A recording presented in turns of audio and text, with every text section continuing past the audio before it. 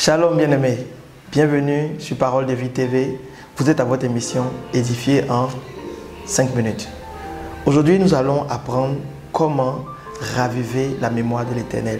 Comment raviver le souvenir de Dieu en ce qui concerne nos prières et ce qui a été dit sur nos vies.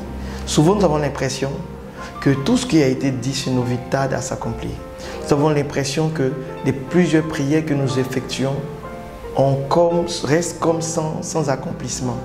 Aujourd'hui, nous allons découvrir un secret qui permet d'accélérer les réponses de Dieu dans nos vies.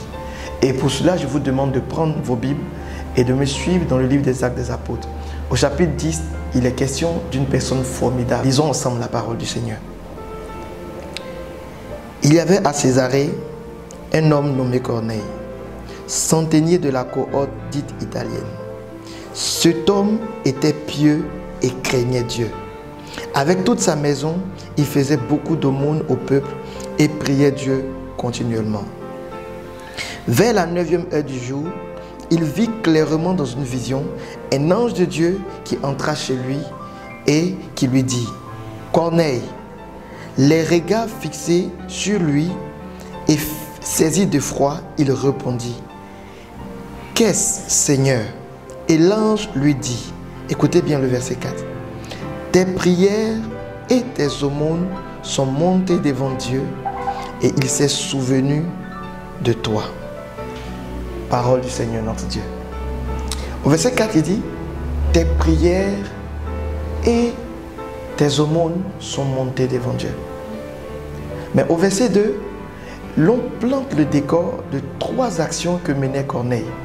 Et ces 3 actions, il faudra que toi aussi tu puisses les mener. La Bible dit au verset 2 que Corneille était un homme pieux. En deuxième lieu, Corneille faisait beaucoup d'aumônes aux pauvres dans d'autres versions. Et en troisième lieu, Corneille priait continuellement. Ne te relâche plus dans la prière et ajoute à tes prières l'aumône. Car lorsque l'ange est apparu à Corneille, l'ange ne lui a pas dit « Dieu a entendu tes prières uniquement ». Non, Dieu a entendu tes prières et il a vu tes aumônes.